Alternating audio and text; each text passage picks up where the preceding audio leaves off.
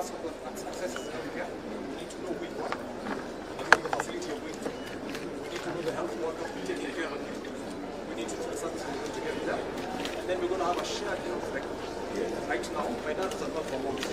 Every time we go to a hospital, we have to carry the file. So when we do that, we're going to find an solution. There is also sometimes an exercise. Yes, actually, it's cut into four. The A4, it's cut into a couple of sections. So you carry it everywhere you go. If you don't have it, you can't get it. But now with this shared health record, everywhere I go to Bagadi for 2 instructions. If I go to Liko, you have a record. On the digital platform, there is no more book now. So this is a journey we're on. Give me a second, let's show you what we need. This is our I put this dashboard in here. What you've been able to register. We have 22 million people registered. 22.9 million people registered. What is encouraging for me is over here. The average age of registration.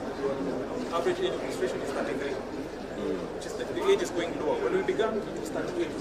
Now it's going lower. That means there's an opportunity to have a lot of young people register out of the world. When you register with this one, it makes things a bit easier. You need to get healthcare anywhere you go. Last night I saw the number was 60,000. Yes. Yesterday. Can you check on my bill? I can check for you. I have to pull the record. I can check. No, it's okay. But that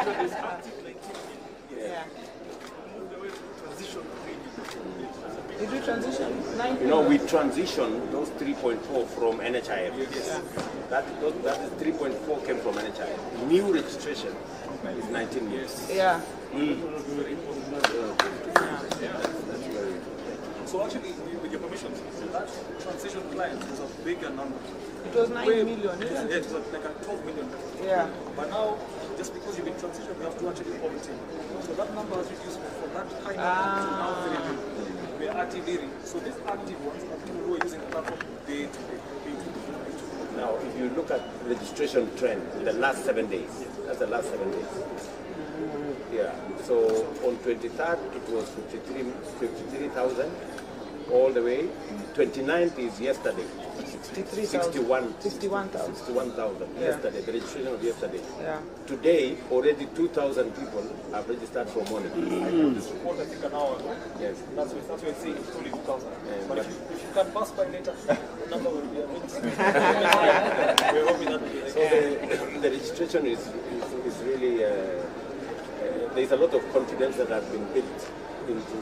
And Excellency, the SHA. Right now, you know, weekends is where it goes down to 25 and 19.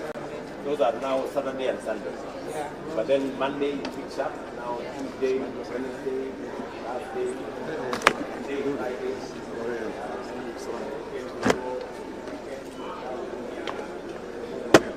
That's the cycle. Something interesting we see also.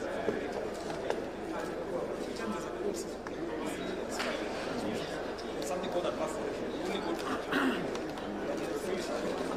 only go to you only register.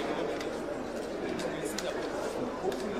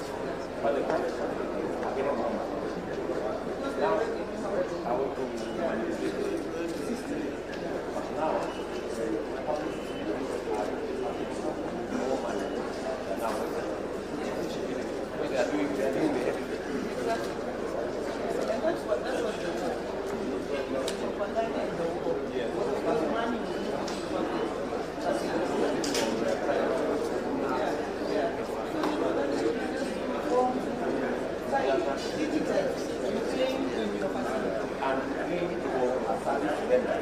The other time, you were just being given money, then you give it. But now, you only pay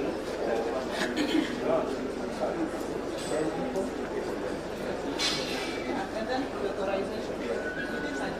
Within 24 hours at most.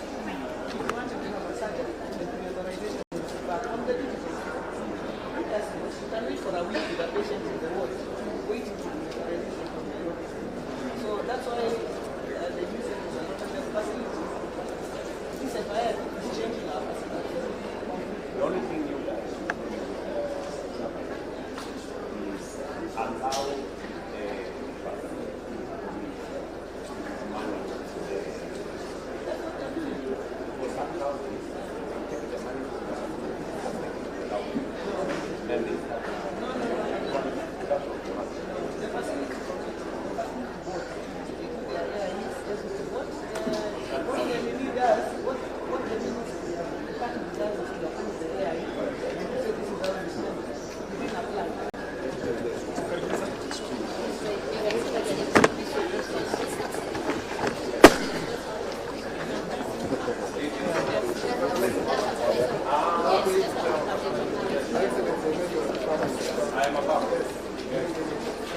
We've been supporting our farmers since we came.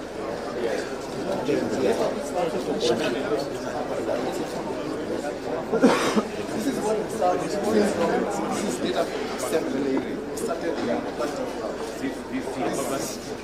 Farmers started receiving support since Christmas. Yes. From Christmas to December, we've served around 700,000 farmers. Yesterday we served 6,000. 500. We have transacted a lot of money, but we will not discuss it. It's a good plan. Farmers will spend. So what we want to do now, talk to banks, talk to students,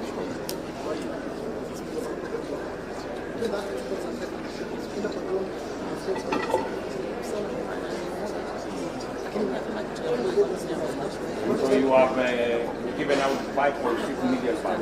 we've given out 5 since December. From inception, we've transacted. It's past almost 20 million pounds. We've transacted almost 51 billion. 1 billion of fertilizer. Since we put this e-voucher, this e-voucher starts money fraud. You cannot buy fertilizer unless you use your voucher. And that voucher, you have to register. The chief has to know that it's 3 acres. The agricultural officer has to tick it off, and the county government has to agree that that is your land. Because we used to have ghost farmers. Somebody has 2,000 acres that don't exist. So they buy fertilizer and then they go and sell. Yes. If I could pick your interest, we're also doing now vaccines. Yes. Yeah. We say we also moved the vaccines. You know, people used to go collect cows and go and charge at the cows, and then we don't know which cow has been charged, which one has been done, which one has been done. Right now we are serving farmers in vaccination. Yes. We serve around 2,400 farmers. We have around 7 animal health systems. It's a small pilot, but with your help, Yeah, of we course. say no. We have agreed. We had a meeting last week. We have agreed on the scale up. This was a pilot. This way.